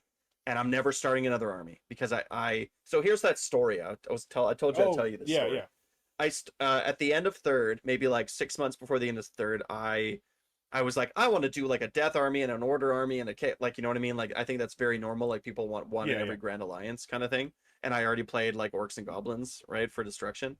But I started a Sylvaneth army, and I had like a Warsong Revenant, and I had a Durthu. And my thought was like, I'm gonna do like the cool like Strike and Fade with Durthu. He's gonna like pop in and pop out every round. And my Warsong Revenant is gonna do like the Warsong Bomb, and like drop all these whatever AoE mortals through the trees. And I was like, I had this list, and I had exactly 2,000 points. And I played it like a couple times. Next edition drops, Sylvaneth gets an index. All of that's gone. There is Strike and Fade is gone. Yeah. It's not the same rule at all. Right. Durthu can just come in and like ha and then disappear back into the trees. The Warsong Bomb is toast, like it doesn't even exist anymore. Right. I have this 2,000 points, and if I wanted to keep playing Sylvaneth, I'd have to like basically start again. Yeah. Right? Like, I'd have to get like almost all new everything. So I sold them, and I'm like, never again. I'm done. Yeah. I'm never doing that again. I'm never gonna like buy and paint and sweat over an army for it just to change under my feet. If it changes under my feet with Cruel Boys, doesn't matter. I have it. It's there. It's painted. It's ready. Yeah. Right. And if Cruel Boys are good and fun, I'll play them. If they suck and they're not fun and terrible like they have been historically, I won't. I'll play like I played Gits primarily for a long time. Yeah. Just trolls were good and trolls were fun, so I played lots of trolls, right? And then it's like, if Iron Jaws are good and fun, I'll play them. Yeah. And there's always something I can do between these. If you have 3 armies, there's always one that's fun. Yeah. At least. And this is right. That's decent and fun. This is one of the things that I always tell people that are looking to get into the hobby in general is just pick who you want to play that you think that you Exactly. like is cool, because everybody gets their moment in the sun, and Yep. it'll be 6 months, it'll be a year, it might be a whole edition, but if you try and chase the high of, oh no, these guys are great, I'm gonna just collect them, you're gonna have a bad time. Yeah. Because GW Yep. anytime can just pull the rug from underneath you and be like, hey, we're changing rules, or Right. new edition drops and everything that you loved about it in third is no longer here, Because my very first painted army was Nighthaunt. But the very first time I went to a tournament was with a Nighthaunt army, because I started right at the end of second, start of third, with that Soul Wars box, and then I took a weird route into it, but whatever. So I was like, oh yeah, I'm gonna play Nighthaunt because like the ghosts are cool, and third edition they were a lot of fun to play, and I really like the Cairn Wraith was my favorite unit by a country mile, because I'm like, oh yeah, no, he's I'm gonna charge into a big block of infantry, which is like got 20 guys in it, and then I'm gonna get like a billion attacks at Rend 4, and then my 100 point hero is gonna just come in and clean house. So, and that was fun. And now going into fourth with their new book, I was like, oh man, they kind of bummed me out there with what they did with not I know. with how everything changed. So I haven't played Nighthaunt in fourth, and we thought about doing something for Halloween, doing like a Nighthaunt game, but I'm like, I don't really want to play them though. Like they don't feel like the Nighthaunt I started collecting and started painting, and Correct. yeah. So, but the question is, do you keep all your Nighthaunt? Oh yeah, for sure. I painted. And then and then so you're just gonna kind of wait for it to come around again. Yep. Right, and it'll get a new because like the Nighthaunt that exists now, it won't be that way in the next edition because they obviously didn't do a good job. Right, and I think that the Nighthaunt book has been universally panned as the worst one of four. Mm-hmm. I think. Yep. So here's my, and I know I said not to do this, but here's my, you know what? I'll tell you offline. There you go. I'll tell you offline. Let's not, we won't put it in, I'll tell you later. Yeah. But I think I have a great idea for Nighthaunt. But we'll, yeah, okay. I'll tell you later. We'll save that just in case. Yeah. If I say it out loud, but GW definitely ain't gonna do it. That's it. It's like the opposite of magical thinking, where if you say it, it doesn't come true. Yeah, right. Right. So yeah, we'll do that. Yeah. But yeah, like that's so I don't know. People like to meta hop, and people like to like change their armies all the time, and I think that people that are way more into the hobby side, I think, have a much easier time with that. Yeah. Right. Like, oh, I'm just gonna get like a bunch of new models and paint them all up because I really like the painting and I really like that part of it. But for me, it's like that part is the bottom for me. Yeah. Right. Like it's the part that I like. I like it, but I'm not like, hey, let's all get together and paint for 6 hours. It's like, no. Right. Yeah, Like, you play I'm, like like, me, kind of, no. sort of. Where I enjoy the gaming aspect of it. The hobby's cool. Don't get me wrong. I like the hobby, but like, yeah, the actual playing of it is where I get the most of my kicks from it. I think I'm an outlier in that I like everything but building, and the building is okay. I'm not a big kit bash guy. But I am I'm dipping a toe in that world. But like for me, I enjoy all of it, and I would quite happily play with a horde of Grey Plastic if I just got them built. But I do prefer when they're painted.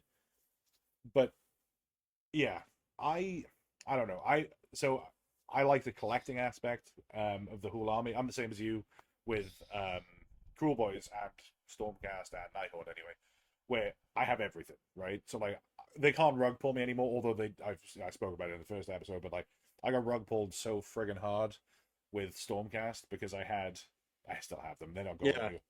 You know, the Sacrosanct Chamber, where it's like I have more Sacrosanct Chamber that are going away than I have Stormcast that are left. Yeah, no, it's a bad starter army. I would not recommend a new player get into Stormcast. It's the only army I would say actually don't start with this army. Right. It's the only one that I would dissuade people from getting into. Yeah, because they're always gonna have new models coming in, so they're gonna have to take out eventually. Yep. You know what I mean? I will And say so from many war scrolls. Yeah. Yeah. From a money point of view, they can be if you're all trying to do it on a budget, they can be pretty good, especially if you're into the hobby side of things. Sure. But yeah, Fair. I'm trying to think how I would describe it. I don't think you're wrong on a fundamental level, because there's so many things that you can be like, oh man, I just got this. So like, things like Goddess Steel Soul, Vanus Hammerhand, like incredibly cool heroes, tons of lore about them. and Gavriel Shuahard, but like they're going away because they don't want to produce the models anymore. So like your cool hero that you were like, man, I love this guy. He's like, I love him. And then they're just like, oh no, he's your named character. No, he's gone. And then Aventus Firestrike. I'll never not be salty about that. I didn't even finish that guy. I do want to finish him. I actually, sorry, I'm going off on like weird tangents here because like it's activating the part of my brain where it's all still raw. But I had a really cool thought where I think that Aventus Firestrike would make a very cool conversion for a killer boss on Corpse Ripper Vulture. I feel like that would be a very cool one, and it gives me a cool way to use that model. I just kind of have to do some changes, and like I feel like it's the wrong project to get really into kit bashing for, as like one of my early kit bash projects, but I'm going to do it anyway.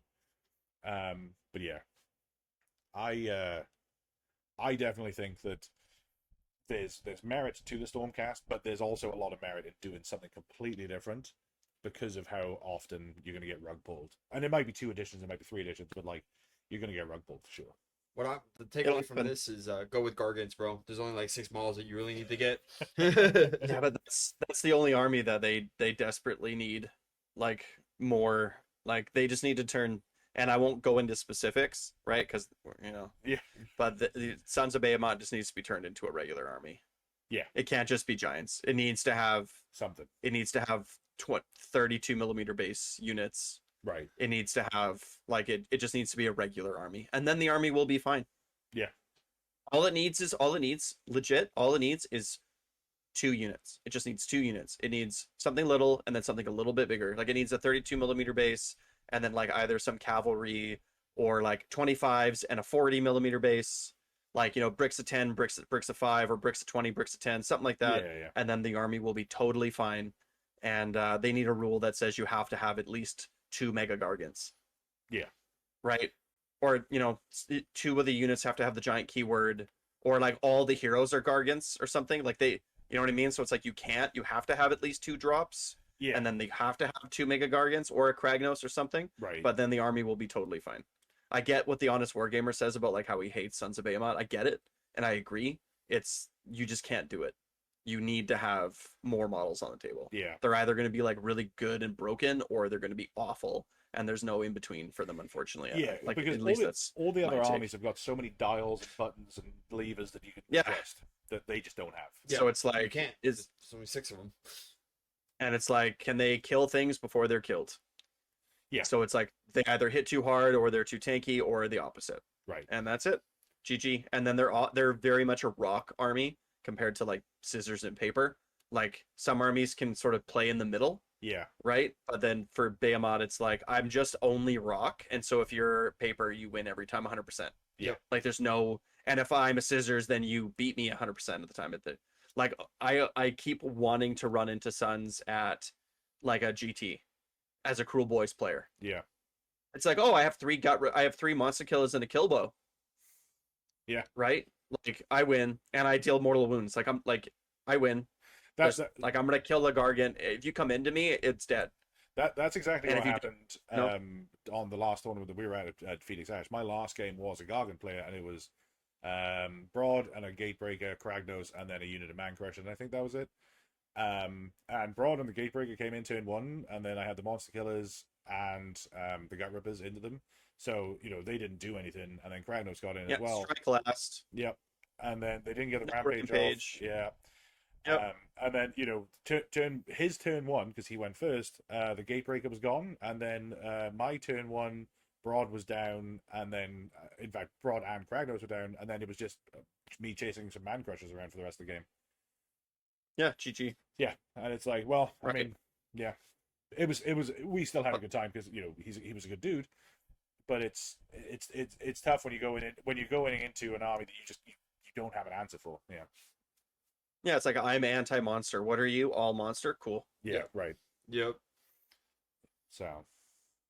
Jesus. Even with like Gobsprack and stuff, right? Like there's so many anti-monster tricks. Yeah. Like monster killers are the best anti-monster unit in the game, I think. Oh, 100%. Yeah.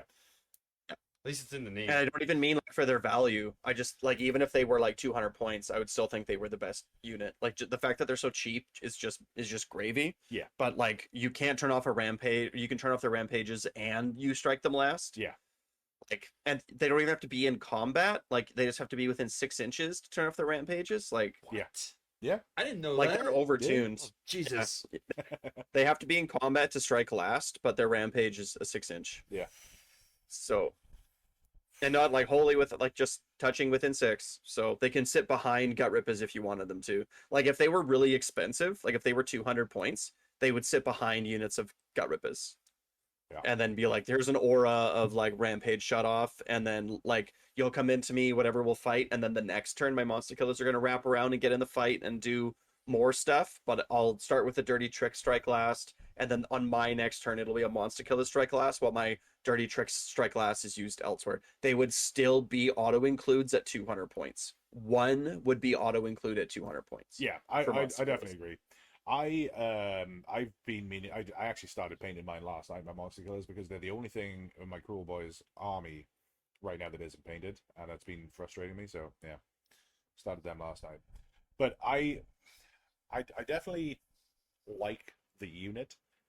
I feel like it's almost unfair to other people, especially like, you know, heavy monster units or heavy monster reliant armies when you have like 6 of them. Because I did you watch the I forget the guys' names, but the final at LVO where it was Gargants and Yeah, I tried to interview the guy, but apparently he doesn't really oh yeah, like to do that. But I reached out, I tried to find him, but because I man, was told by some people that he doesn't game really do was that. bananas. Did you watch that?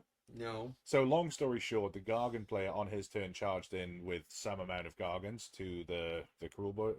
The sorry, no, I think I might be getting it mixed up. It doesn't matter. On the turn where the Gargant player charged a bunch of his guys in, everything was strike last, and then Yeah. the Cruel Boys player then killed 3 out of 4 of them that were in combat. The other one had like a slack handful of wounds left, and that was the bottom of 1, I think. Oh. Oh. Yeah, no, it was. Yeah, there's nothing to do. Oh. Yeah, no, it was crazy to watch. Well, yeah. the strike last effect also isn't once per turn or Right. once per turn army. Yeah. So you can like if there's 3 monster killers and 3 gargants, you can be like strike last, strike last, strike last on a 2-up if they're damaged. Yep. Like on a, like oh you're hurt, cool. On it like because of anything, oh cool. On a 2-up, you're strike last in 3 places. Yep. Oh, I failed one, no problem. I'll dirty trick you. Yeah. And then if you happen to have So, Scumdrag, okay. then okay, well I failed one earlier. I'm gonna just make this one auto pass. it's really it's egregious, but So yeah, I hate strike last. Oh my god, I can't stand it. I can't. it's stand incredibly powerful. it is. It might be the most powerful effect in the game. Like I think it straight up. is. Yeah, it is more Yeah. powerful than movement for sure. Because like a lot of people, including me, have said that movement. Have said that movement is probably like the most powerful ability. I still think it's I incredibly would powerful, agree. but I think that strike last in combat phase of stuff obviously is just the most powerful. Yeah. Right. hands So down. I would say that strike last is the most powerful combat effect. Yeah. But movement, I'd say overall is a more powerful realm because like you can't strike last me if you're not in combat with me. Yeah. Right. Yeah. Yeah. No. If I get to pick where and when, it's like okay. Yeah. Yeah, I know that when I put my Doom Flayers into your Gut Rippers, I was like, oh, I'm gonna at least take out the Gut Rippers. Nope, strikes last. What's funny is well, I say funny, it's a little bit annoying. Rob and I recorded a battle report before the one that I did with Raul, with the intention to like put it out and edit it down and stuff like that. Unfortunately, the computer that it is on took a shit, so it's locked on a hard drive that I've got to try and pull off, which is a little frustrating because there's this moment in there, and it's with those Doomflayers where I'm like, all right, well, I guess if I don't make these guys strike last, then my gut rippers are toast. I mean, I don't remember if it was on a 2-up or a 3-up. It was a 2-up. Was it No. a 2-up? Yep. And I was You like, could see that. You can see the moment the it goes off, and my face just. I'm like, this isn't gonna go well. Like you can see me die on the inside. yeah. So the plan 100% was to cut that scene from The Simpsons where Bart is talking to Lisa about Ralph Wiggum with the the Valentine's card episode. I was 100% gonna cut that in, and then just have Rob's face because it was, Oh, so good. oh my God. That was the only thing I could score on. That was my only move that I could do to actually score points that game. And it was just like, nope, you're not going to do it now. Strikes last. Yeah. So. Yeah, it's rough. Yeah. Like it's very powerful. Yeah. And I mean that's why Cruel Boys are so good right now, right? It's the totem. It's the reliability of that effect. I did notice on Right. Warhammer that the meta representation for Cruel Boys has tanked though. I haven't seen this. I'd love to see this. Yeah, I think the win rate's gone down, but I think that's in part because of the drop in meta representation as well. Yeah, sure. Well, that's like people. I think people overvalue stats. I think. I could see that. Like, I think that like when Cruel Boys were really good, like, and they still are. Don't get me wrong. right. But when they were like one of the top hot armies, yeah, meta chasers, world champions, people that play in a lot of GTs, right? People that play in a lot of GTs played Cruel Boys disproportionately, so their scores go up. Right. It's not because the average player is winning a ton with them. It's because more of the best players are playing them. Yeah. Right. And then but still like armies that are too high need to be. Ideally, what you want is you want a meta or you want a competitive scene where every player is a Carson. Carson is on Team Canada and he plays like he's I think he's Canadian. I think he's Canadian. Maybe he's not Canadian, but he lives in the Pacific Northwest, regardless, like either Seattle or like Vancouver or something, right? But he plays ogres. Yeah. Right? And it's like he's a very good ogres player. And he competes at the highest levels with ogres. So he's like known to be the ogre player. You don't want to go and be like, oh, like 40% of the top players in the world are all playing KO right now. Right. Like that's what you don't want. You're like, what you want is the top 100 players are all playing different armies. Yep. There's like a roughly even distribution. Yeah. They play spike armies, right? They play, like they don't play Timmy armies. They play like Spike, Johnny, Timmy. Yeah. It's sort of in that order because that's what you would expect from like super competitive players, right? But there's like a rough even distribution amongst like very different armies. Are you familiar with the Spike, Timmy? Yeah. Yeah. Yeah. Okay. Because that's something that I know is like a carryover into Warhammer from Magic, and I forget who did a video on it. It might have been Pancreas. Probably Vince. It was either Vince or it might have been Vince and Pancreas actually. Warhammer actually did something Could with be. it, so Oh, they did. yeah. Okay. At least for 40K, where they were Okay. talking about what armies do Yeah. what. But yeah, I definitely think that because you see it right with the stats as they come out after the big GTS and stuff like that, especially like the mages and the super mages and stuff like that, where you see the people that the people that are at the top of the game, they can identify an army that is like disproportionately good for the points that you pay for it, or it has a rule that's like, and people use the word, but it's not always true. But they'll see the synergy that's broken, like you look at the lists right after they came out for everybody taking the KO Regiment of Renown, and then the Army of Renown from Khorne when it first came out, and it was like wildly broken, most broken thing I've seen in AOS for a long time anyway. Yeah, stupid. Oh my god. It's funny because one of our good friends, Charles, he plays Khorne, and he got into the AOR because he was like, oh no, this is crazy good. And I was like, yeah. I said to him, I was like, it's guns to get nerfed. Like I can guarantee you. But it could be deleted, which is what happened. Yeah. It didn't even get nerfed. It got changed completely. Yeah. To his credit, he took it to 2 tournaments and he did reasonably well with it too. Because he took it to the Warpfire Minis tournament, and I think he won 2, lost 3. I think maybe it was 3-2. I don't even remember at this point. Better than me. Yeah. It was into my local tournament scene. And then he played it at a local tournament at Hey Wanna Play. And then and I think he won 2, lost 1 there as well. And like he's really good with the army, and he's new to the game too. But then when he played you with the original book version, Oh my god. and it's egregious. Oh my god, bro! What, they had a 2-up save and then they would just stand right back up Yeah, with like yeah, it's crazy. half health Mhm. or full health or some Yeah, shit like that. it's wild. It's wildly broken. I did not have enough units to do damage to it. Yeah, it's crazy. I couldn't do Nope, anything with it. it's like you can either deal like splash mortal wounds, right? Which like almost nobody can, Right. or like it's dumb. GW needs to stop. They need to give their heads a shake. No, but they really do. They probably sold a lot of they're, Deathbringers though. Yeah, but I bet you that they didn't. Like it's like I get your points. Like I kind of get what you're saying, but I think the average player was like, I'm not doing that. Yeah. Right. No, It's like only a handful of super competitive, like more competitively minded players. And don't forget too, like the average AOS player plays 2 games a year. Yeah, it's crazy. What? Right. So it's like yeah. Well, you think Most about how many times AOS Mike's played. players. Oh, that's true, I guess. Well, first of all, how do we define an Age of Sigmar player? That would be the first question. Yeah. How do we define? I would say an Age of Sigmar player is someone that has intention of playing a game of Age of Sigmar in the future.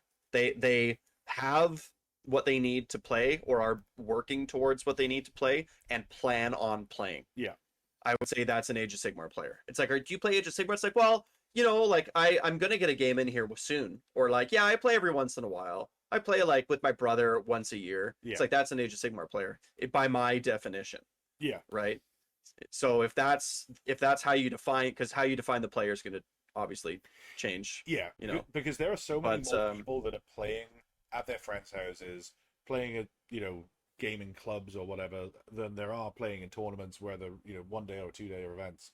There's for every probably, this is a guess, I've got no data to back this up, but for every one person at a tournament, I would say that there's probably 4 or 5 that have never been to a tournament that are also Age of Sigmar players by that definition. I'd say more like 50. Oh, really? As many as that? That's what I would say. I would say that some people play Age of Sigmar like they play a board game. It's like just in the rotation. It's like they play it. Sometimes they'll play D&D, or sometimes they'll play Settlers of Catan, or sometimes they'll play, and they have like a gaming group or a couple of close friends or whatever. And then sometimes they're playing 1,000 points of Age of Sigmar. Sometimes they're playing the Dominion box with each other, and it's sloppy, right? And they don't know, they're not even playing the new season. They're just playing the rules that are on the cards in front of them. Yeah, which Right? is, I mean, and it's because I've never played that way. When I first got into the hobby back in the 90s, me and my friends were playing 40k every weekend. Every moment that we could squeeze 40k in, we were playing 40k. And it would be on the floor, it'd be on the kitchen table, it'd be in any way that we could do it. And then when I got back into the hobby, with Age of Sigmar and to some extent 40k, I want to play as much as I possibly can. And it's like, am I playing at a tournament? Is there a tournament on? Like, I'm signed up for the next 2 tournaments that are on at the local place that has them, and they, I'm excited for that. But I'll try and get at least a game or 2 in a week if I can. And I think that is a rarity in a lot of the... Yeah, I guess that makes sense. Because even me, like, I'm doing the YouTube channel, even me, I'm thinking, like, it's rough to squeeze in a game of Sigmar every week for me, you know what I mean? Right. And I have a dedicated place to play and shit like that, Yeah. Are you familiar with, like, the Pareto distribution, also called Price's Principle or the Matthew Principle, if you heard any of those before? No. You know what I mean? In any, like, creative or any kind of activity, it really doesn't matter what it is. 10% of the population is responsible for 50% of the output. Okay. So, and it applies to everything, like everything, everywhere, all the time. It's one of these universal laws. So 10% of the humans on the planet have 50% of all the wealth, right? 10% of all the flowers in the forest get visited by bees 50% of the time. Like they get 50% of the attention from the bees. Okay. 10% of the male elk get 50% of the females, right? Like it doesn't matter what we're talking about, it's applied. So 10% of all Warhammer players play half of all games. Huh. Right? Wow. And it's true. 10% of Warhammer players play half of all the Warhammer games. Yeah, Again, I don't know that's true to know, like that's just a universal law. Yeah, sure. Right? So I'm sure that it applies because your population is large enough, right? If it was a really small population, then whatever. But and then it's I'm not sure what word to use. I want to say reciprocal, but I don't think that's the right word, the word I want to use. I mean, but of that 10%, the same law applies. So of the top 10% of Warhammer players, 10% of those players play half of those games, Oh, right? So 1% of all Warhammer players play 25% of all games. So now I think we're all in that 1%, yeah. right? In fact, And like yeah, I'm in that 1% for sure. I play like, I probably play like 4 Warhammer games a month fairly consistently, yeah, right? So I'm playing, 50 Warhammer games a year, right, right?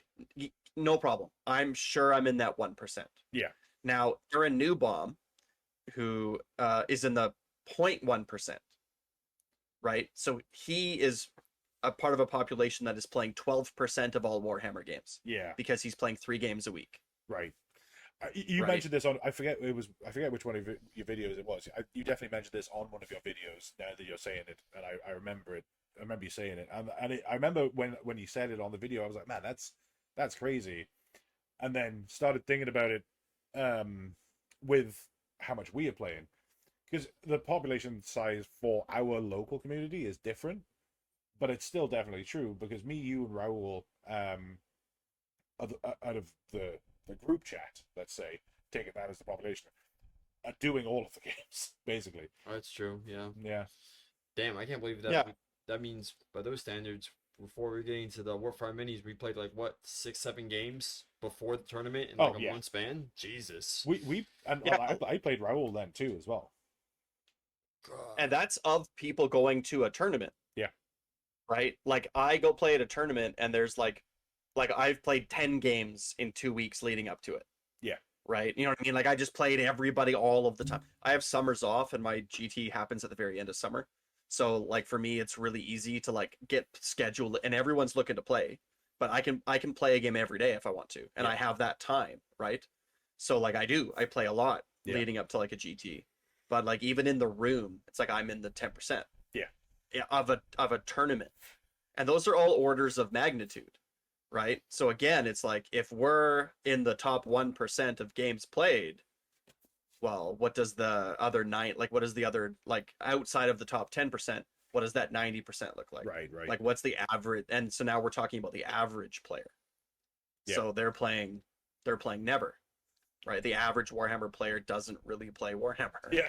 That's Right. crazy. But Yeah. it's a big commitment, right? It's like they play 2 games a year, or they play like every year they have a game with their friend over a holiday.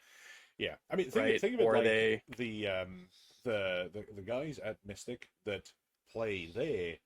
There's people that I've seen there once, and I've heard from in the group chat, but one time, Oh yeah, I guess that does make sense. right? Jeez, that's or they're crazy. not even in a group chat, Yeah, right? Yeah. They're not even in that. 'Cause They're just there's a guy that, and you know what? It's funny because the longer you think about it, the more examples of it I think you can apply. There's a guy that I got their half of the Dominion box off the other day for $50. Like he builds and paints and collects Black Templars and Blood Angels. He didn't know about Mystic. He didn't know about Phoenix, and he didn't know about how he want to play. He's just in isolation on his own, a Warhammer player. Just not even playing Warhammer. Yeah. Yeah, it's no, bro. crazy. I'm telling you, 10% of all people have 50% of stub toes. Like it's universal. Yeah. It's applied to everything, everywhere, all of the time. Yeah. It doesn't matter what it is. If your population size is large enough, yep. Yeah. 10% of all men get 50% of all the ladies. Yeah. Like it doesn't matter. Oh, shit, I'm not. It's universally applied. 10% of all people drink half of all the wine. Yeah. It's irrelevant. And then 1% of all people drink 25% of all the wine in the world. Yeah. Right? It's like It's a some crazy. people are winos. Yeah. It's crazy how that works, and it's funny that there are so many universal laws like that. Yeah. blowing my mind right Yeah, now. for it, yeah. Blowing my mind. All right. Well, I know Rob has to get out of here, and I feel like we've eaten up a lot of your day as well. So Dude, I took a day off. I got nothing going on today. Well, You know, you the rest of some my more. I gotta make waffles. yeah, nice. Yeah. But no, I hugely appreciate you coming on, and it's been like really good to have a different perspective. Because, like I say, Rob and I are at heart, I think we're casually competitive players, who don't play on TTS a lot, and our communities are so far removed that it's just been. I think that it's super important to get that broader perspective of the AOS community in general. And, yeah, no, just thank you for coming on. Thank you for taking the time to talk to us. Really appreciate it. We got Yeah, my pleasure. It's been fun. Yeah. And yeah, we'll get this out, guys. Again, if you didn't already, if you made it this far in the video, make sure you go check out Mossdog. There'll be a link down below to his channel. There's a lot of incredible content on there that is far more put together than anything you'll find on this channel. So make sure that you go and check Mossdog out. I mean, while you're down there looking at his channel stuff, make sure you hit that like and subscribe and all that good yeah, stuff. do that on the way past if you can. And who knows, maybe we'll all get Tabletop Simulator and start doing more content creation stuff like that too. That's it. And then the next thing you know, you'll be able to get a summer down here. We'll organize we'll organize something because it's always warm down here, so you know. And then when we want to take a break and get cold, we'll come up to you. So I've still never seen snow. Really far away. That blows my mind. I don't even know. Never seen snow. Yeah, never seen snow. Born and raised down here in Miami, never Dude, seen it. It snowed yesterday. Oh Jesus, I can't even snowed imagine yesterday. what that's like. Can't imagine. Yeah, it's gone. Like it doesn't stay. It snows and then melts or whatever, right? This early in the season, but like my town has we're a winter town, right? Obviously, so like we have our winters are 5 months long. Yeah. Right. We have 5 months of winter, and winter is like I would define winter as like below freezing with snow. Yeah. Right. So like in my town, like November is a winter month, December, January, February, and then March is a winter month. Yeah. March is still like cold and like there's still like lots of snow like on the ground. It doesn't snow as often, but there's still like feet of snow on the ground. Yeah. Technically, I don't even know where cold is. No. Like technically speaking, it never really gets below 60. So like sometimes maybe in the depths of December you might have to put a jumper on here. Maybe. For like a couple hours. Maybe if we're lucky. I think it's gotten to like probably low 30s once. Yeah. Maybe. So let's see. Fahrenheit into Celsius, because you guys are dumb with your thing. So in my town it ranges between -40 Fahrenheit to 115 Celsius. Yeah. Sorry, Fahrenheit. 115 Fahrenheit. It ranges between -40 to 115. Yeah. So 115 and is for the pretty hot. I think it's hot when it gets here. Right? No, because it gets up to like mid-30s here. Yeah. The problem it's just the humidity makes everything feel so much worse than what it is. Yeah, that's definitely true. Yeah, it never gets sometimes it'll barely hit 100, but it stays like relatively in the 80s. Yeah. It just always feels like 100 because of the humidity. Yeah. I would say that's probably too high. I'd say it's more like 95, between -40 and 95. Yeah, I was gonna say 115 seems high for. Although I know it does get warm up there, but yeah. That's like the hottest day that I've seen. Yeah. So that's not a fair. Like -40 is fair. Like it gets that cold every year. Because down here, because I'm British, so I can talk in Celsius. So like down here, like typically it's gonna sit around like 35 in the summer, maybe getting up close to 40. But then it's gonna like in the depths of winter at night, it's gonna maybe be like 10, 11 degrees Celsius. Yeah. So like that's gonna be like the high today. Yeah. Shit. Yeah, you would die. Right. Oh my god, I would. Oh, I don't even want to imagine it. You've got that thin I'd low. be like waddling with how much warm clothes I need to wear. My blood's so thin. Dude, thin lowland. you just blood. stay inside. It's Yeah. easy. Stay inside and play Warhammer. But Well, it's the thing. That's why I always said that Warhammer is always bigger up north because it's so cold up there that people have incentive to actually stay inside and play like tabletop wargaming. Yeah. That's why it's always hard down in Miami because the weather's always you can go out and stuff like that. I think you know? the other thing I think down here. Sorry, we were gonna stop and now we're going again. But the other thing I think, because I think this is an important point. The other thing I think is that down here, it's a much more not transient as in it nobody has homes, but like there's a lot more comings and goings here, so it's a lot more transient of a population. And I think you and I are outliers in that we've been here and we plan on being here. Yeah. Like there are just in our local community for like gaming even. You think about how many people have come and gone, moved away, come and like, you know, they're here for a while, they've got a better job offer somewhere else. Like most people don't live in this area for a long time. No. Which it's is very not, rare. It's not conducive to building a community, like you said, Moss. You know, if you move to an area where there wasn't a community, or there wasn't enough people to start a community, because I'm sure that if you moved to somewhere where there was an interest in starting a community, you would champion that, and you would do that. Yeah. I'd be like, I have, what did I say I had? I have 18,000 points Right, of Age of exactly. Sigmar greenskins. Yeah. So you'd be like, oh, no, So no, you just use my stuff. Yeah. God, I know. sorry. Just picturing 18,000. I can play. I can play Iron Jaws against myself with 2 competitive meta lists. Yeah. There you go. It's not like I can do the same thing with I can do the same thing with Cruel Boys and Yeah. Gits. Like I could do Squigs versus Trolls. Yeah. Like it wouldn't be. There you go. But but down here, because you don't have, it's hard to be like, because if you go somewhere where there is even a small community, it's hard to invest. I think I might be wrong, but I think that human nature is it's hard to invest a lot of time in developing the social network there, the friends that you're gonna spend a lot of time with, to then have the Warhammer stuff, because if you're not planning on putting roots down somewhere, you're not planning on making a bunch of friends to play Warhammer with. Yeah, I don't think. I guess that's true. I guess that's true. Maybe, I don't know. I'm not a sociologist, so yeah. I'm barely educated. Yeah. Right. Well, hey, thank you so much again, Moss. Again, guys, if you haven't already, do it, because it's honestly, you won't regret it. Go check out Moss's channel, and yeah, we'll see you guys in the next one.